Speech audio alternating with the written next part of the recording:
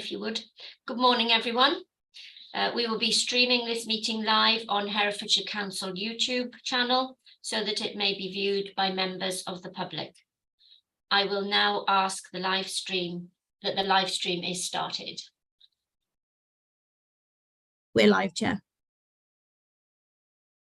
Morning, everyone. I will ask each person present to confirm that they can hear and be heard. Where practicable, please also have your video switched on. Alison Banner. Good morning, Kathy. Morning. Beverly Blower. Morning. Good morning, Kathy. Dan. Haven't seen Dan yet. Morning, Dan. Are you there? Christine Bryan. Morning, Christine. Morning. Alex Davis. Morning. Morning, Alex. Paul Deneen. Morning. Good afternoon. Morning. Nikki Emmett. Morning. Richard. Morning, Richard. Good morning. Doctor. Nikki Gilbert. Morning. Andy Gosling.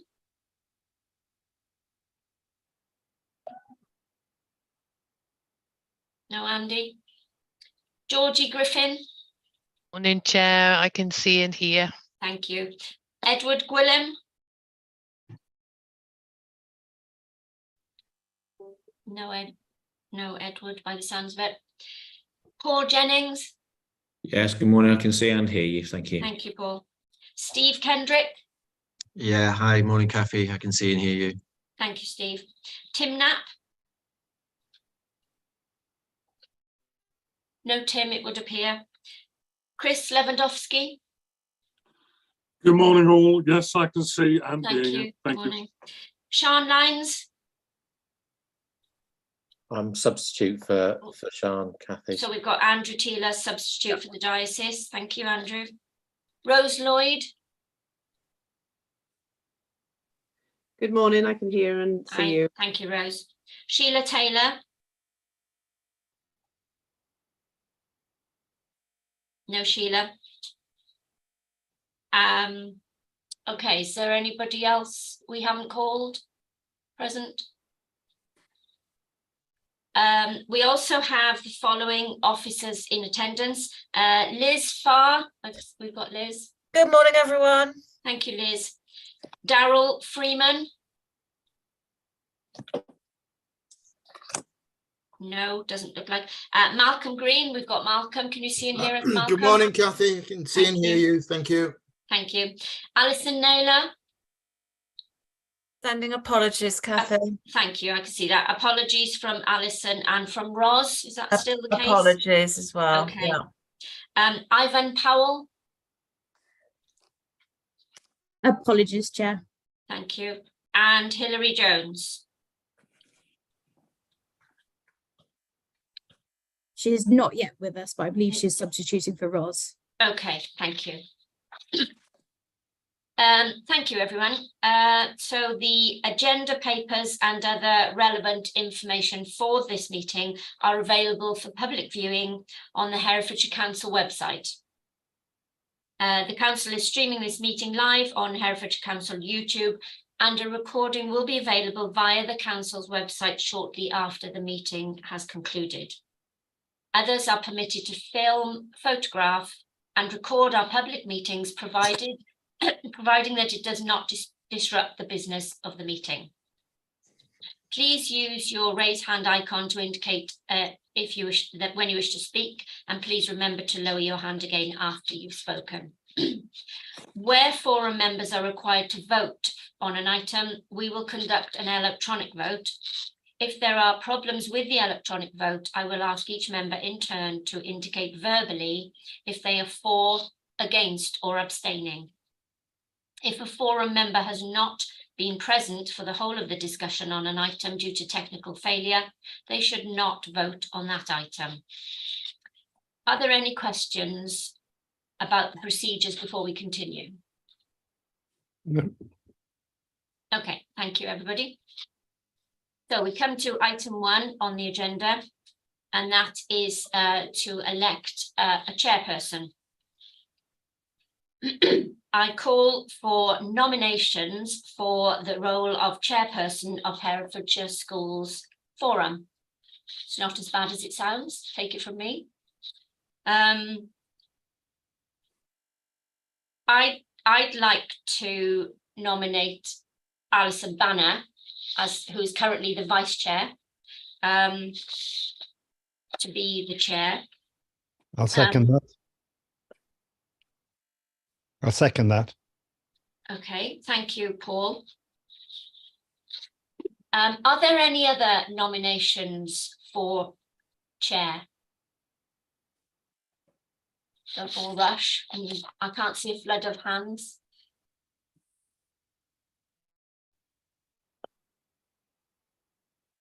So Clark, assuming Alison is in agreement,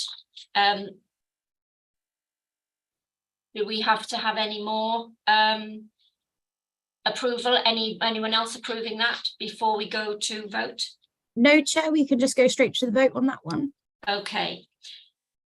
This candidate has been added to the voting system, which will appear shortly on your screen. Could you please cast your vote and press the submit button? If you can't see the voting screen or are unable to vote, please raise your hand. And we have now got the voting screen in front of us, I believe.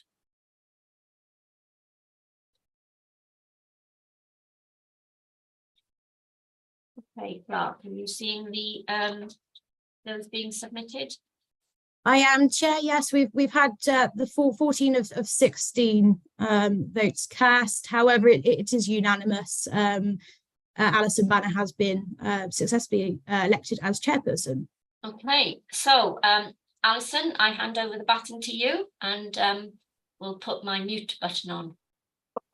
Well done, and congratulations. Start that cough. Oh, right, thank you. Good morning, everybody. We will now move on to the next item, which is the election of vice chairperson. So we need to elect a vice chairperson for the ensuing year.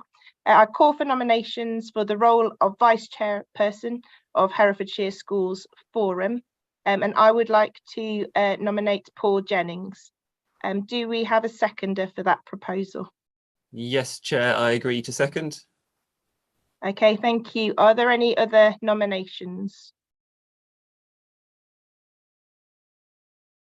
Okay, I can't see any hands. The candidate has been added to the voting system, which will appear shortly on your screen. Please cast your vote and press the submit button. If you cannot see the voting screen or are unable to vote, please raise your hand. Would the clerk please bring up the voting screen?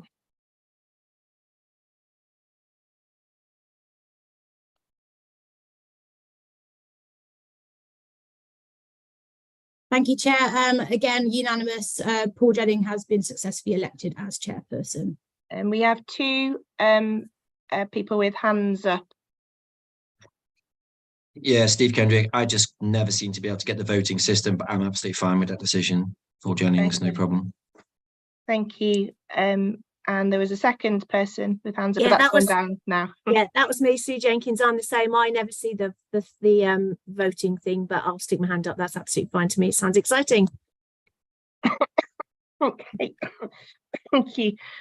Sorry, this cough is horrible. So Paul Jennings has been elected to the role of vice chairperson. Congratulations, Paul. I can see you smiling happily. It was the term exciting, I think, that made me chuckle. Thank you very much, everybody. Okay, on to item 3, which is apologies for absence. Are there any apologies? Chair, we have received a couple of apologies. Apologies have been received from Andy Gosling, Edward Gwilym, Sheila Taylor, and I believe Sean Limes was mentioned at the start of this meeting.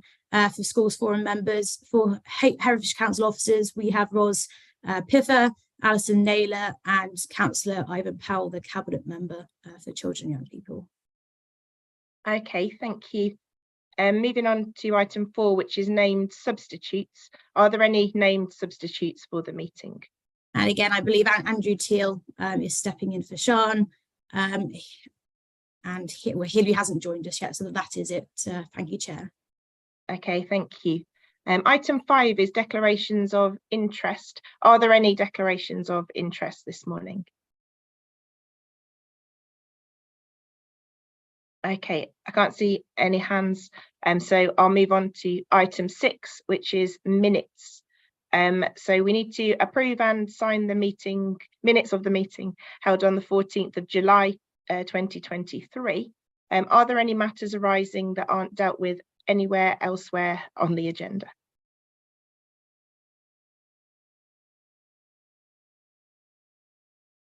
Okay, I can't see anyone's hand up, so we're going to move to bringing up the voting screen. If you were not present at the last meeting, you should select the abstention option at the vote.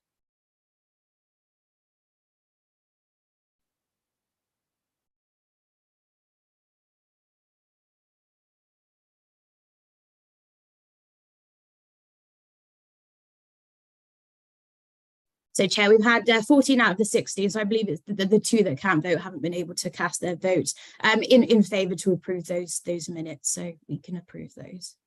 Thank you. Okay, thank you, everyone. Moving on to item 7, which is the local and national schools funding update. The purpose of this item is to seek the view of the forum on local and national school funding issues, including recommendations of the budget working group. So I call on Malcolm Green to present the update.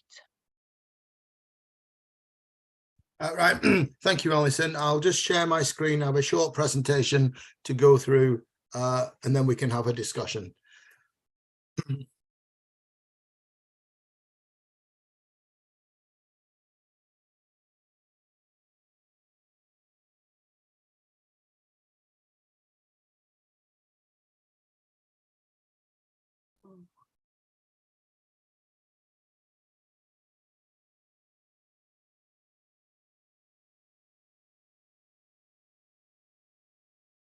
Right, okay, everybody can see that, I hope.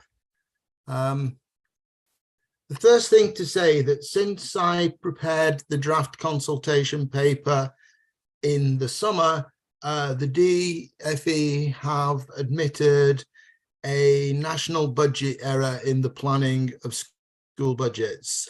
They have undercounted pupils nationally, such that there would be an overspend of 370 million, which they are now seeking to recover by reducing the per pupil amounts passed out to schools.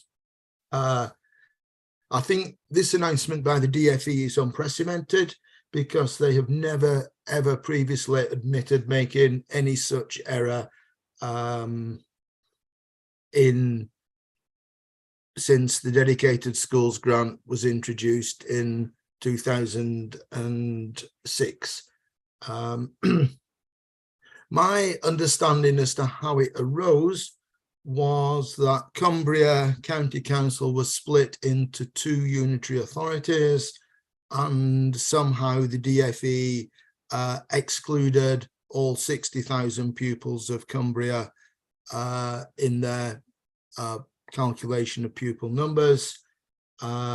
And when they were included, they realized they were overspending.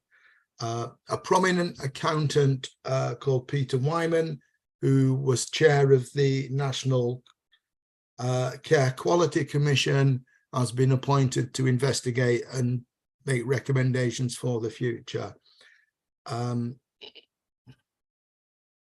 In very simple terms, what it means for Herefordshire is that the DfE have reduced our funding by £40 per primary pupil and £61 per secondary pupil, and that will lead to an approximate £1 million less in our dedicated schools grant, and that compensating reduction will be passed through to schools.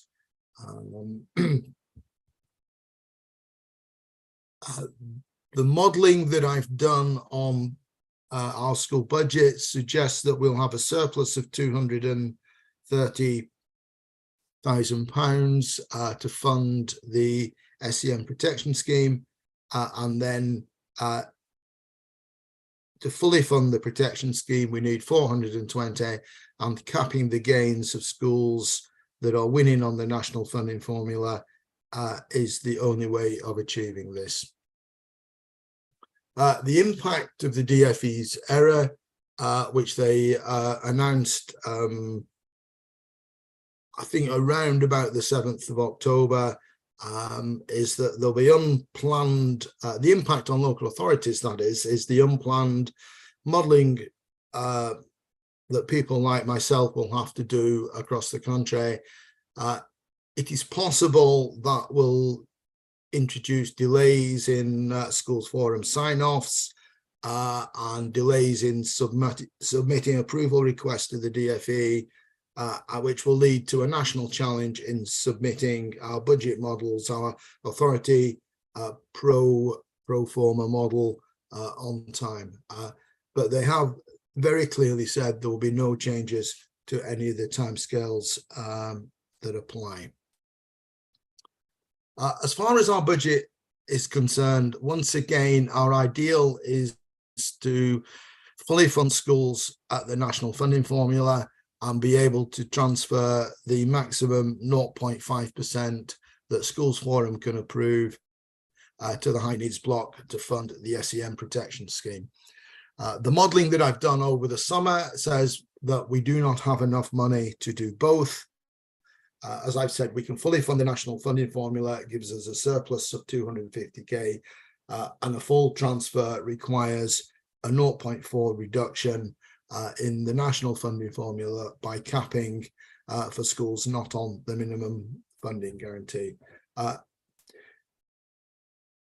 After discussions at the budget working group last week, we agreed to commission an impact assessment of the SEN protection scheme so that we can better inform our January budget decisions. The informal feedback from head teachers has always stressed the importance of the SEN protection scheme, but it would be useful to have some formal evidence to confirm that. Just a reminder about the SEN protection scheme. The forecast for this year is somewhere towards £800,000 spend. That spend has been growing annually as the number of education, health and care plans increase each year. And our view is that inclusion in mainstreams is fundamental to managing and minimising our high needs deficit. Hence, the Council's preferred option for next year's budget is that we again ask Schools Forum to transfer the 0.5% maximum to the high needs block. But because of the increase in spend of the SEN scheme, there will need to be a contribution from the high needs block of about a minimum 100,000, and also a likely increase in the cap in calculating schools' entitlements under the scheme of another 100,000 in order to make the funding work. Those adjustments we will discuss with Schools Forum in March. The decision that Schools Forum face in January is whether to agree the 0.5%. Just a reminder, the scheme has been hugely supported by schools in previous years. The scheme funds the extra £6,000 threshold costs that schools have to meet before they can apply for top-up funding from the high needs block. Typically, those schools with an average of more than 2.9% of high needs pupils receiving top-ups on roll will receive funding. This year, some 49 schools received funding. The maximum primary school received was 64,000. The maximum high school was 74,000. So they are quite significant sums for some schools with the most pupils with top-ups. Without this scheme, we believe the impact would be financially significant on those schools that have the most high needs children. It comes really to the only decision that I'm asking from Schools Forum today is how we deal with the DfE's budget error. Our choices really are option A is to rewrite the school's consultation paper with all the revision of data, budgets and costs, and with a real possibility of introducing further errors, or simply option B, which is my preferred option. We add an A4 preface to the original consultation paper explaining what the DfE have done, and we go out to schools with that carefully written preface. That was supported by the budget working group last week as the best use of everybody's time. Either way, the decision we face stays the same. To what extent do we cap schools gaining on the national funding formula to fully fund the SEN protection scheme? And in any case, we do not receive our final dedicated schools grant in December until December, and all the allocations may well change at that point anyway. So my proposal to Schools Forum today is that we go ahead with the consultation paper attached in the agenda papers, which reflects the position that I expected in the summer. We put a one-page preface to that document with the caveat that the DfE are reducing our allocation by £1 million. Attached to the new consultation paper will be individual budget allocations to schools set out at the new lower level, and any school that wishes to change the number on roll for a more accurate forecast simply has to ask. That, I think, is all I wish to say, Chair, and perhaps we could have a discussion and I'll take the slideshow down. Thank you. I'll answer any questions that anybody has. Okay, thank you, Malcolm. Paul Jennings, do you have anything you want to contribute there on the discussions held at the budget working group? Thank you, Alison. I know that Chris has got his hand up and will come in shortly after me, I'm sure. But this is a difficult situation, isn't it? And it's going to prove very difficult for schools. And also, you know, we have long, as you know, supported the SEN protection scheme as a group and would like to continue to do that. We felt that it was really important, however, that we had a good idea of exactly what the impact of that is. And I think that's going to be a really useful piece of work, which we'll look at bringing back to our next meeting. The only other thing I would add is a huge thanks to Malcolm. This information came through very late. I know he literally stepped off the plane and picked up his laptop to have a look at the impact that it was likely to have for the budget working group, and, you know, continues to work very hard to give us the information that we need to be able to make informed decisions. I think this is going to have implications. It's going to have implications for planning school budgets going forward. And we need to think very carefully about how we best support the most vulnerable students that we've got in the authority. I haven't got anything else to add at that point, Alison, but thank you. Okay, thank you, Paul. So I can't see any hands up at the moment. Oh, I can, sorry, it's in the corner. Chris. Thank you, Chair. Nice simple question from Malcolm. Obviously, SEN support is important, but the question from Malcolm is, in his opinion, is this reduction in money from DfE because of their mistake likely to lead to redundancies among school staff? Thank you. That's almost impossible to answer, Chris, accurately at this stage. Herefordshire is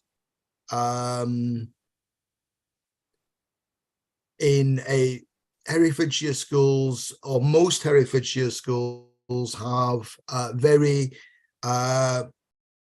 tidy school balances, which will help them plan for the future. The number of schools we have in deficit is very, very small. Clearly, I don't know the academy's financial position. So the impact of this will not be felt straight away, but clearly over 2 or 3 years, this is a reduction in funding as to what was expected, and that will make it much harder for schools to balance their books. And somewhere along the line, yes, any reductions in school budgets mean reductions in staff, because 90% of school funding is spent on staff. So at some point in the future, potentially there will have to be reductions in staff. One would hope they would be dealt with by natural wastage, given the likely 2 or 3 year time assessment that schools would have to make their budget plans. So I can't really answer, but I would speculate that natural wastage should avoid the need for any redundancies. Thank you. Thank you. Okay, thank you. Paul Deneen. Yeah, I mean, what is so disappointing is that when the announcement was made about the teachers' pay salary issue, we were all told that everything would be funded as a result of the decision. All the professional associations were told this will be fully funded, there will be no impact on budgets. And then suddenly at this point, we are told much later down the line that actually there is a problem because we made an error. I think that I would support what the proposal is about what Malcolm has suggested in terms of his report and the impact statement, but I do think that we ought to make representation to our local MPs to say that everything has been organised on the basis of what we were going to get, and suddenly at this point in time we are told that there's been an error. Not of our making, but of their making at DFE, and as a result, they should fully fund what they'd agreed to do to ensure that our schools are not going to suffer any detriment. I think probably there is some results that came out last night to do on the national scene may help to reflect on some people's thoughts on this, but certainly I think that what we've got to look at is what Paul said earlier. It's about the vulnerable students, etc. We've got a system in place. The Schools Forum, I think, is highly efficient and effective. I think the Budget Working Party looks at things in detail. We've got excellent support from Malcolm, who gives very sort of sage advice about what we should do, etc. And then suddenly, a number of months on, we are faced with we made a mistake. Well, quite frankly, it's not good enough. I mean, I think they should realise that the impact of this is going to be significant on the children in schools. So I am requesting that thought be given to what we should do in relation to this mistake. And I think we should make representations to say, mistake was made, this should be funded to make sure that no children suffer in the longer term. And I support what Chris has said earlier as well. The impact is likely to be redundancies, and that it doesn't help matters when we've got more important things to do in schools, like teach the children, rather than focusing staff on morale issues to do with redundancies. And also, the impact next year is likely to be significant, with professional associations feeling, well, hang on a second, you said this is fully funded, and there'll be impact on salaries and pay issues next year about trust and confidence. So I think it's important perhaps we do have some discussion or decision on following this up, and I hope that's helpful. It is. Thank you, Paul. I'm going to ask the clerk, is there perhaps a collective way of doing this? Do we have a template letter, anything along those lines? Being new, I'm not 100% sure, but I'll go away, Alison, and we can discuss what we can go moving forward, and with Malcolm's input as well. Okay, thank you. Paul Jennings. Thank you, Chair. I was just going to follow up actually on what Paul's just said. What we mustn't forget is that, following on the political point, that yes, we were having a pay rise, which unfortunately none of us have actually seen yet. And that is affecting morale. Results were published nationally last night. What we can't forget is that any reduction in funding, yes, it may well endanger jobs. It's also endangering education of young people across the authority, and that's what we're here for. Any reduction in funding will naturally increase class sizes, will reduce the amount of support that we're able to provide for our students. And, when you've got schools who are performing incredibly well under difficult circumstances across the authority, we mustn't forget what we're doing should be in the best interest of children and young people. And I just thought that was an important point to throw into the mix. It is the most vulnerable, you're right, absolutely. But don't forget everybody else, because this could well have an impact on them longer term. Thank you, Paul. Any other points that anyone would like to make or bring to the discussion? Just to echo what's been said, that the implications of this are far-reaching for us, and as Paul points out, while schools were told and local authorities that pay increases would be supported, it's not going to be the reality now. Thank you, Kathy. Steve Kendrick. Yeah, it's also about well-being for everyone in the school, all the way through from staff, pupils, etc. With increased pressures, obviously there could become increased absences, staff absences, and obviously that will have a detrimental impact on pupils as well. So I think we've got to be careful about the well-being issue for both pupils that are in larger classes, and also about staff as well in particular. Thank you, Steve. Paul Deneen.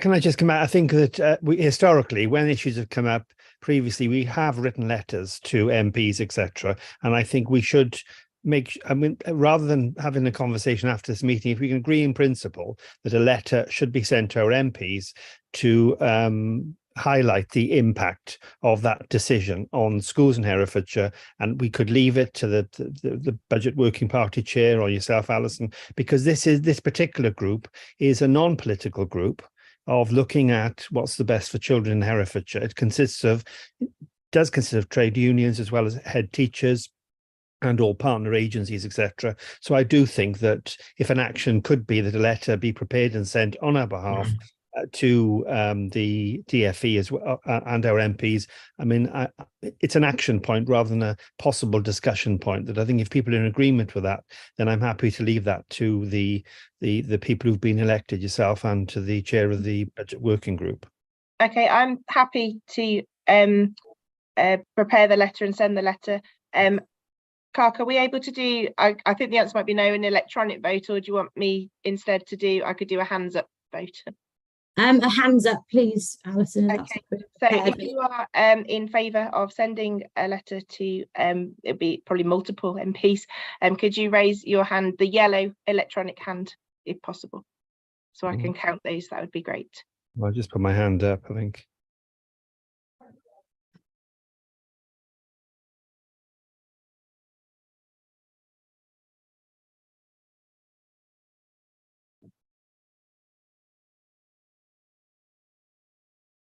So, Chair, I think that the feeling is unanimous. I think so, yes. I was trying to count them, but it moves every time. We'll take that forward as an action. Okay. Chair, can I make a final? Chair, can I make a final point? Is there any value in actually asking the MPs to join us for our meetings? Would they be willing to join us? So not only do they get a letter, but they also get our feelings in representation, or would that not be worth doing? Well, I think it's an excellent idea. I think we could invite him to the January meeting. Okay, so we can add that into the letter as well and see if we get any success with attendance. Okay, any further points? Sorry, that's mine. To add to the discussion.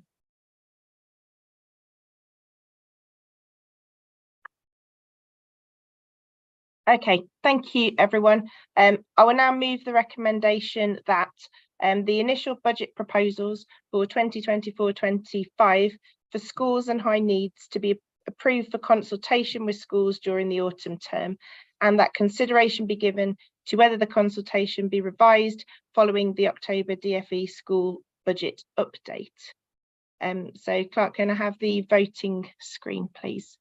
So please cast your vote and press the submit button. If you can't see the voting screen or are unable to vote, please raise your hand.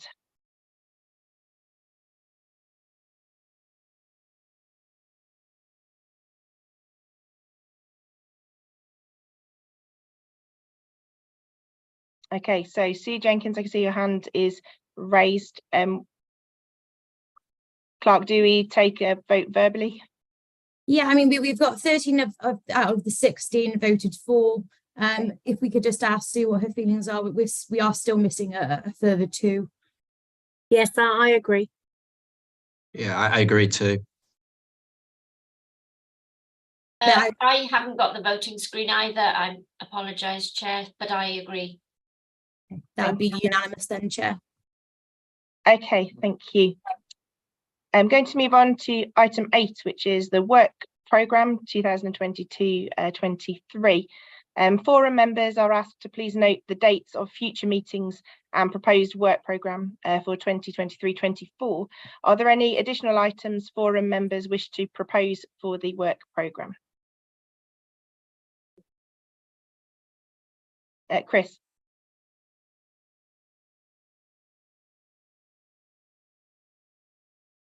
I think you're still on mute, Chris. I'm sorry, I can't hear at the moment.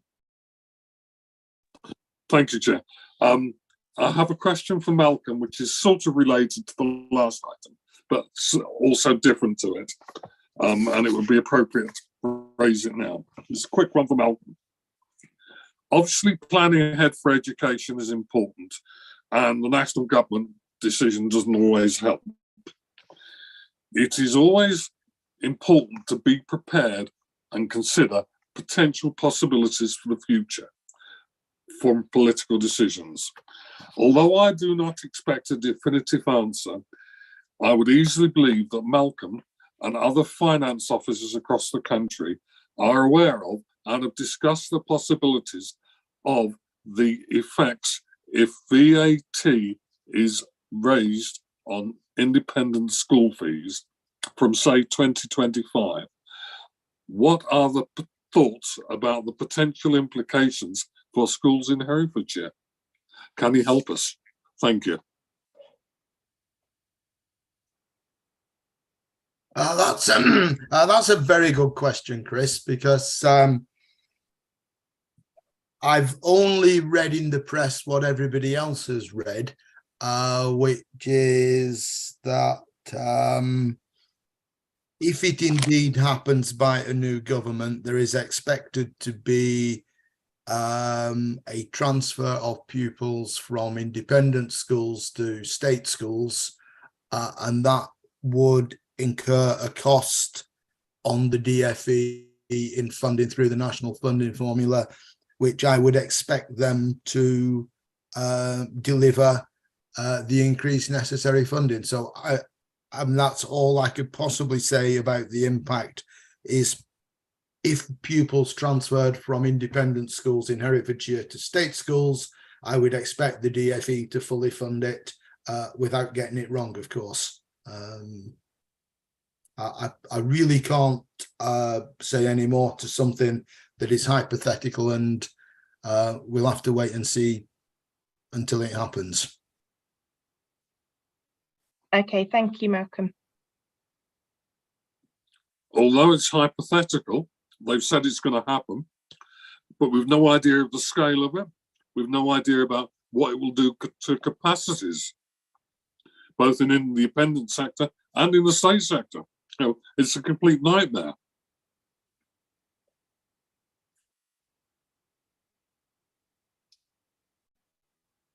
Okay, I don't know if you have any other comments, Malcolm, to add to that.